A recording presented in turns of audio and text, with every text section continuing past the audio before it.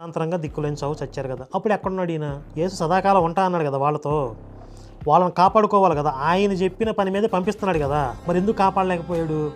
అరే కరుణాకర, 12 మంది శిష్యులు సతీదేవులేగా ఫ్యామిలీ ప్రాబ్లంతో అగ్నిలు దూకి చచ్చిపోలేదు.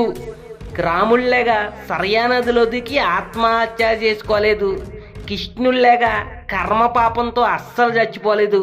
మరెందుకు మరణించారు అని అంటే, పరిశుద్ధుడైన నిజదేవుడి గురించి స్వార్థ ప్రకటిస్తా హతసాక్షులయ్యారు. బైబిల్లో ఎక్కడా కూడా ఈ మానవ శరీరంతో మరణించరు అని ఎక్కడా కూడా రాయబడలేదు. యేసుక్రీస్తు వారు అలా మరణం గురించి ముందుగానే ఇలా చెప్పారు: నా నిమిత్తం జనులు మిమ్మల్ని నిందించి హింసించి అబద్ధపు సాక్ష్యాలు చెప్తారని, నా నిమిత్తం మీరు ప్రాణాలు పోగొట్టుకుంటారు అని 12 మంది శిష్యులు మరణం గురించి యేసుక్రీస్తు వారు ముందుగానే చెప్పారు. మరణం బైబిల్ ప్రకారంగా 2 రకాలుగా ఉంది. ఒకటి శరీర సంబంధమైనటువంటి మరణం, 2 ఆత్మ సంబంధమైనటువంటి మరణం.